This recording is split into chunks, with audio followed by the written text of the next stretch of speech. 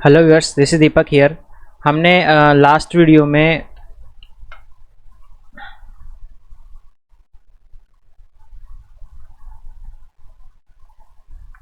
Hello viewers, this is Deepak here. हमने last video में हमारे यूपी टेट के हिंदी के प्रीवियस ईयर के क्वेश्चंस कंप्लीट किए थे। अब देखिए, आज वाले वीडियो में हम देख रहे हैं अपने एच टेट के क्वेश्चंस। ठीक है, एच टेट 2014 ये होता है आपका हरियाणा टेट एग्ज़ाम।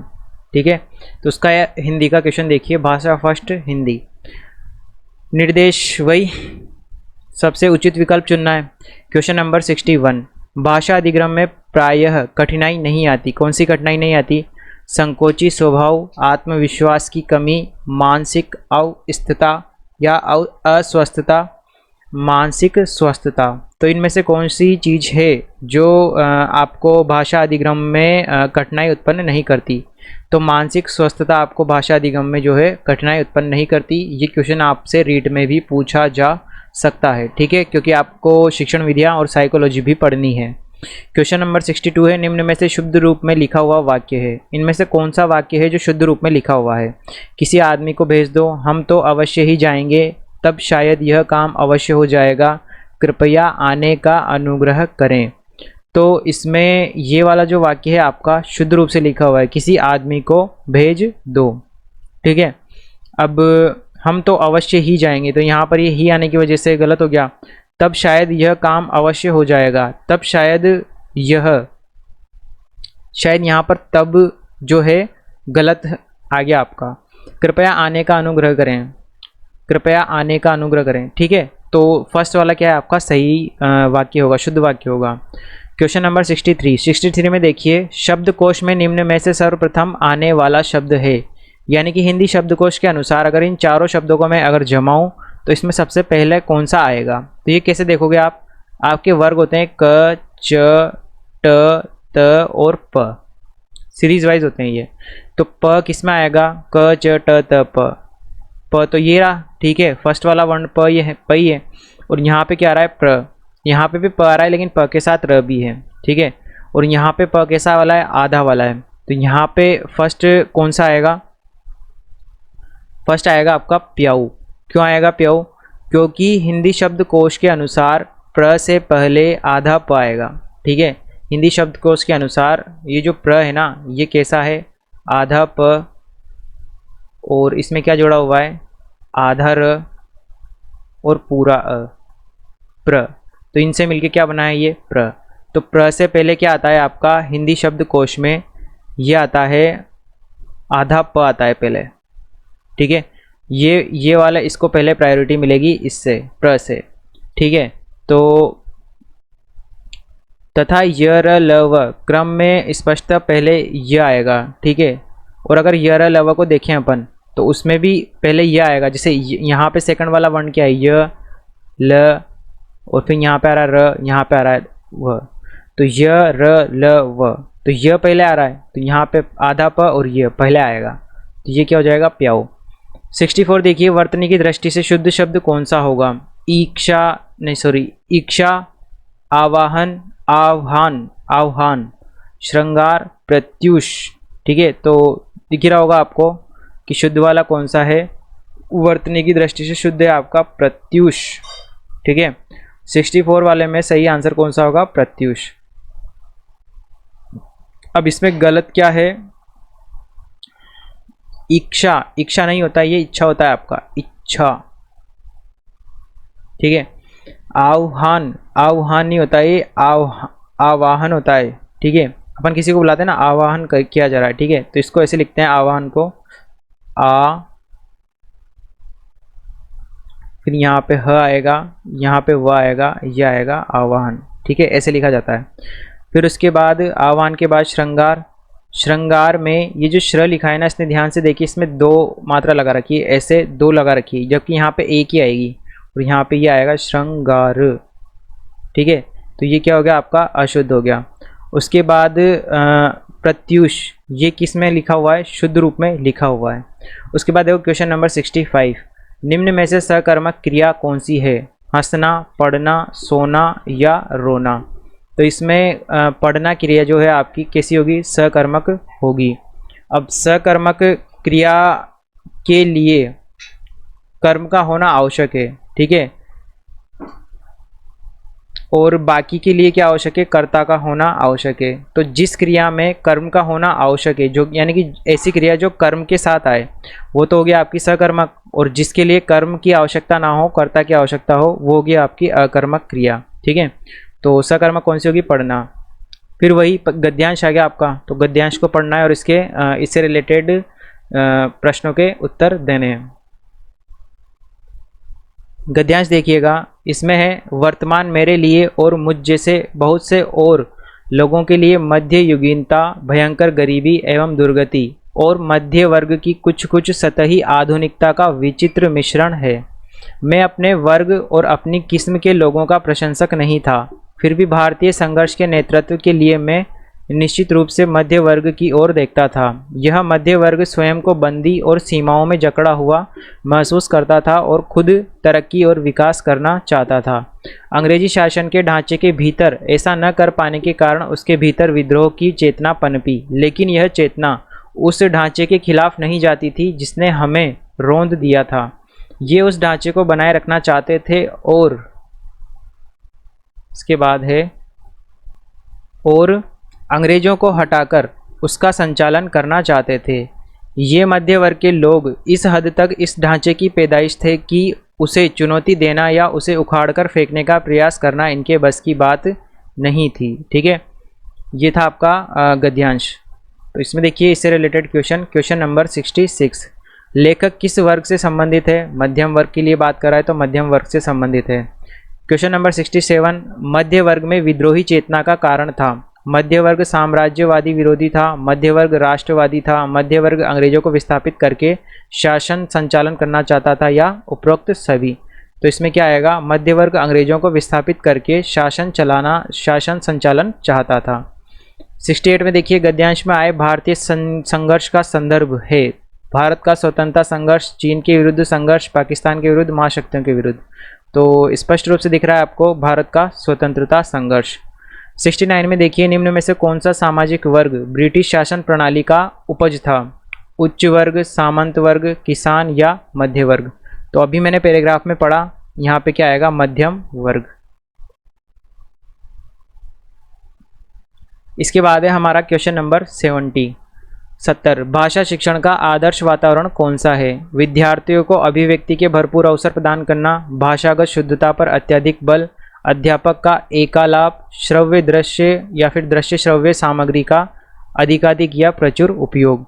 तो इसमें सही आंसर कौन सा होगा, विद्यार्थियों को अभिव्यक्ति के भरपूर अवसर प्रदान करना। ये भाषा शिक्षण का क्या है, आदर्श वातावरण है, तो इसको आपको लेके चलना चाहिए। ये इंपॉर्टेंट क्वेश्चन है, ये अपने शिक्षण विधियों का क्वेश्चन है। इस तरह का क्वेश्चन वो आपके रीट वाले पेपर में दे सकता है। किस प्रकार का शब्द, किस शब्द का संधि विच्छेद सही नहीं है। अब ये नहीं शब्द पे ध्यान देना, यहाँ पे नहीं शब्द डाला इसने, तो ऐसा मत कीजिएगा कि प्र प्लस उड़ प्रोड़ सही है चलो आगे। ये नहीं शब्द पूछा है इसने कि गलत कौन सा वाला है, ठीक है। तो देखना, नी प्लस ऊन न्यून, अम्बु प्लस उर्मी अम्बुर्मी, शची प्लस इंद्र शचींद्र। तो इसमें गलत वाला कौन सा है, इसमें गलत वाला सेकंड वाला है, ये नी प्लस ऊन। क्यों है गलत, क्योंकि इसमें ये जो नी है ना, ये नी छोटा आना चाहिए, नी प्लस ऊन, तो इससे मिलके बनता है आपका न्यून, ठीक है। कैसे आया, क्योंकि इसमें कौन सी संधि है, छोटा ई, यहाँ पे क्या था छोटा ई, और यहाँ पे क्या मिला छोटा ऊ, तो ये देख लेना आप। तो ये वाला होगा आपका सही आंसर। फिर उसके बाद आ जाओ क्वेश्चन नंबर 72, प्रत्येक पाठ के प्रारंभ में होना चाहिए, क्या होना चाहिए, पाठ का सार, परिशिष्ट, प्रस्तावना या अभ्यास। इसमें से कौन सा चीज़ है जो प्रत्येक पाठ की शुरुआत में होना चाहिए। तो आपने अपनी बुक में देखा होगा कि पाठ के शुरुआत में क्या होती है, प्रस्तावना होती है, और अपन को वहाँ पे बीएड में पढ़ाया भी जाता है कि किसी भी लेसन को देने से पहले उसकी प्रस्तावना प्रस्तुत की जाती है, ठीक है। तो प्रस्तावना से ही हमें क्या लेसन क्या करना होता है, शुरुआत करना होता है। क्वेश्चन नंबर 73 है, रंगमंच पर पर्दे के पीछे का स्थान क्या कहलाता है। रंगमंच पर पर्दे के पीछे का स्थान कहलाता है नैऋत्य, नेपथ्य, प्रेक्षागृह या अलिंद, ठीक है। तो ये कहलाता है आपका नेपथ्य, यानी कि रंगमंच के पर्दे के पीछे का स्थान कहलाएगा आपका नेपथ्य। अब देखना अगला क्वेश्चन। अगला क्वेश्चन है क्वेश्चन नंबर 74। क्वेश्चन नंबर 74 में इसने पूछा है कि इंद्र के पर्यायवाची शब्दों का समूह कौन सा है। ठीक है, तो इसने 4 ऑप्शन इस प्रकार दे रखे हैं। पहला है वेनतेय, चंद्रमौली, सुरपति, देवराज। दूसरा है मध्वा, पुरंदर, शचीपति, वासव। तीसरा है सुरपति, पुरंदर, उपेंद्र, अंशुमाली। चौथा है वेनतेय, मध्वा, सुरपति या वासव। तो इसमें सही वाला कौन सा होगा? सेकंड वाला, मध्वा, पुरंदर, शचीपति और वासव। ये वाला क्या होगा? सही होगा। Next question number 75। इसमें भाषा प्रवाह तथा अभिव्यक्ति कौशल के मूल्यांकन का उपयुक्त तरीका कौन सा होगा? ये क्वेश्चन इंपॉर्टेंट है, शिक्षण विधि का क्वेश्चन है, ये आपसे पूछा जा सकता है। भाषा प्रवाह तथा अभिव्यक्ति कौशल, ठीक है, के मूल्यांकन करने का सही तरीका लिखित परीक्षा, वस्तुनिष्ठ परीक्षण, मौखिक वार्तालाप या इनमें से कोई भी नहीं। तो इसमें क्या हो जाएगा? मौखिक वार्तालाप। लिखित परीक्षा से आप भाषा प्रवाह का नहीं देख पाओगे क्योंकि वो लिखेगा, बालक लिखेगा, और वस्तुनिष्ठ परीक्षण में अ ब वाला होगा, तो इससे भी भाषा के प्रवाह का कोई पता नहीं लगेगा। तो इससे क्या आ जाएगा? मौखिक वार्तालाप, या फिर आप कहो इंग्लिश में तो इंटरव्यू। Next question number 76। इसमें देखिएगा अधोलिखित शब्द युग्म का सही अर्थ विकल्प चुनिए। ठीक है, यानी कि अनुलंब और अनुलग्न, इन दोनों शब्दों के अर्थ क्या क्या होंगे? ऑप्शन ये हैं ऊर्ध्वाकार समय के अनुसार, ऊपरी जुड़ा हुआ, अनिश्चित किसी के साथ जुड़ा हुआ, लंबाई के अनुसार या शुभकाल। ठीक है, तो इसमें सही आंसर कौन सा होगा?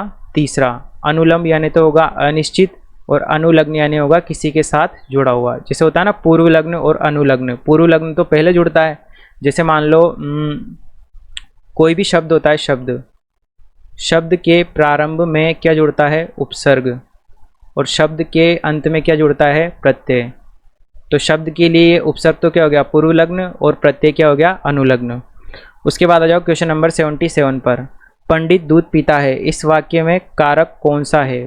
ठीक है, कर्म और करण कारक, संप्रदान और संबंध कारक, कर्ता और कर्म कारक।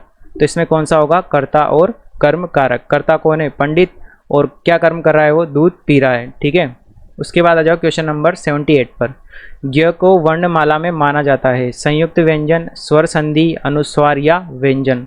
तो इसको अपन क्या मानते हैं? संयुक्त व्यंजन मानते हैं अपने ज्ञ को।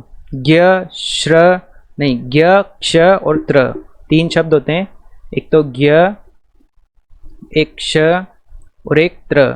ये तीनों आपके हिंदी वर्णमाला के संयुक्त व्यंजन माने जाते हैं। सॉरी, हाँ, व्यंजन, संयुक्त व्यंजन जो है माने जाते हैं या होते हैं। ठीक है, तो इसे 3 वर्णों से मिलकर बना होता है, ज प्लस य प्लस अ, ज प्लस य प्लस अ, इन तीनों से मिलकर ज्य इससे बनता है ये। ठीक है, उसके बाद आ जाओ क्वेश्चन नंबर 79।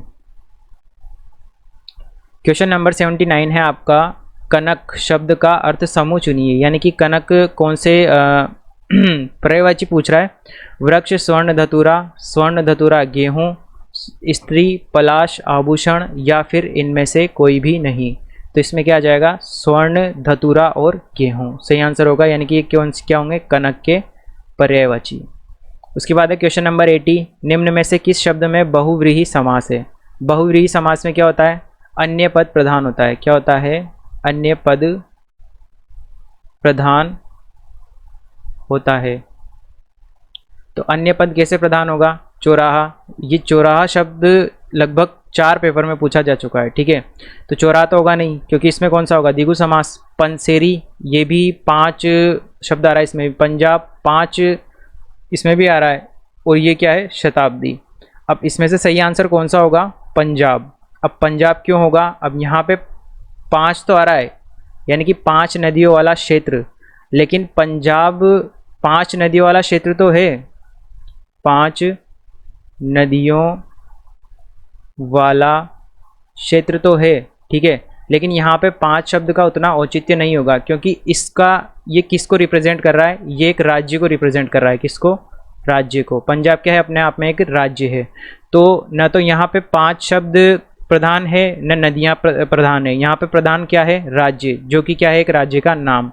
तो पंजाब शब्द क्या होगा? बहुव्रीहि समास होगा। क्वेश्चन नंबर 81 देखो, किस शब्द में ल प्रत्यय रूप में नहीं आया है? कुशल, मृदुल, रोमल या विमल? तो इसमें सही आंसर क्या होगा? विमल। कुशल, मृदुल तथा रोमल में ल प्रत्यय रूप में आया है, जबकि इसमें विमल में नहीं आया। ठीक है, क्यों? क्योंकि जब इनके आप विच्छेद करोगे तो देखना, कुशल में कुश प्लस ल, तो कुश अर्थपूर्ण शब्द है। मृदुल में मृदु प्लस ल, मृदु भी क्या है आपका? अर्थपूर्ण है। और यहाँ पे क्या था? रोमल, तो रोम, रोम भी आपका अर्थपूर्ण है। जबकि विमल, विमल में अगर आप विम प्लस ल करोगे तो जो ये विम है इसका कोई अर्थ नहीं निकलता, तो ये क्या हो जाएगा आपका? ल प्रत्यय रूप में यहाँ पर नहीं है। क्वेश्चन नंबर 82 है आपका, विसर्ग संधि का उदाहरण कौन सा होगा? तो संधि विच्छेद करके देख लीजिएगा आप। तो पहला है अतएव, दूसरा है उच्चारण, दूसरा विस्मरण, तीसरा उच्चारण और चौथा है आपका विसर्ग। तो इसमें सही आंसर कौन सा होगा? अतएव। तो इसका सही संधि विच्छेद क्या होगा? अतः, अतः प्लस एव। यहाँ पे कौन सी संधि होगी? विसर्ग संधि। तो ये कौन सी संधि का उदाहरण हो गया? विसर्ग संधि का।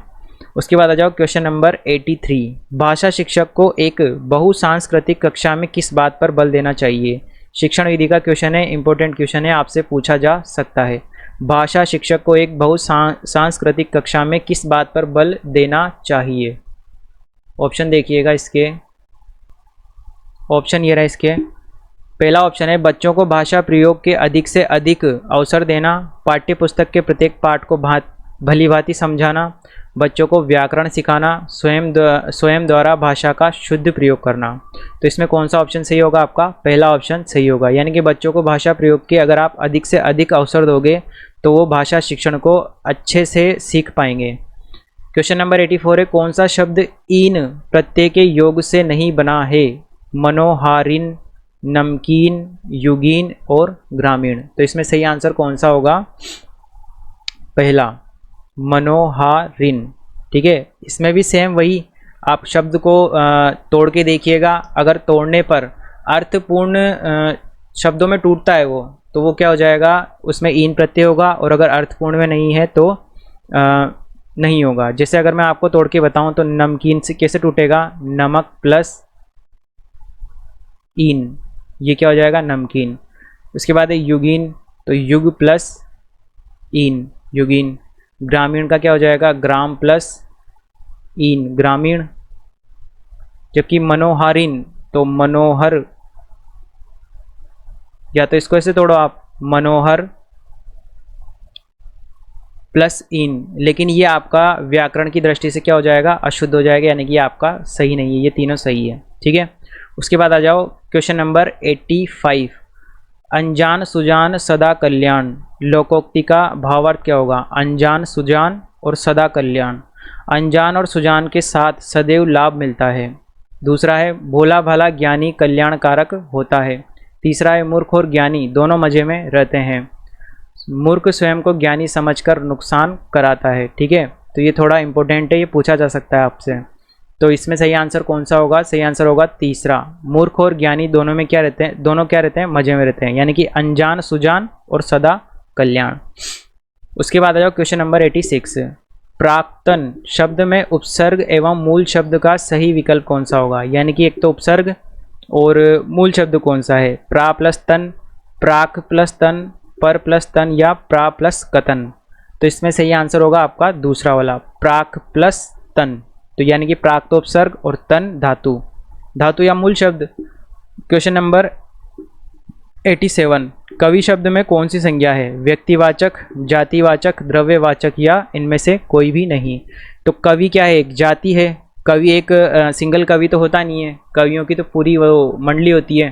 ठीक है, खूब सारे कवि हैं, तो वो एक क्या है? जाति सूचक शब्द है।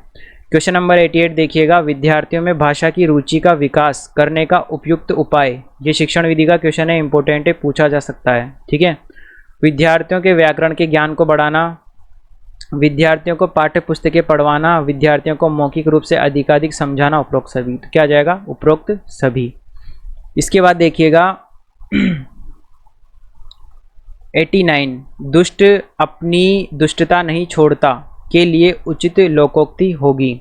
दुष्ट अपनी दुष्टता नहीं छोड़ता के लिए उचित लोकोक्ति। खिसियानी बिल्ली खंबा नोचे, गंगा गए तो गंगादास, जमुना गए तो जमुनादास। कबहू निरामिष होय न कागा, और जिस पत्तल में खाना उसी में छेद करना। तो यानी कि ये क्या हो जाएगा, इसका सही आंसर होगा कबहू निरामिष होय न कागा, यानी कि दुष्ट अपनी दुष्टता नहीं छोड़ता। उसके बाद आ जाओ क्वेश्चन नंबर 19। निम्न में से कौन सा वर्ण स्पर्श संघर्षी है? ठीक है, तो इनमें से कौन सा वाला हो जाएगा? इसमें होगा झ, यानी कि च वर्ग के वर्णों में झ क्या होता है, एक स्पर्श संघर्षी व्यंजन होता है। ये हो गया आपका एचटेट 2014 वाला पेपर। ठीक है, एचटेट 2014 वाला हिंदी का पेपर। मिलते हैं नेक्स्ट वीडियो में अगले एचटेट के पेपर के साथ।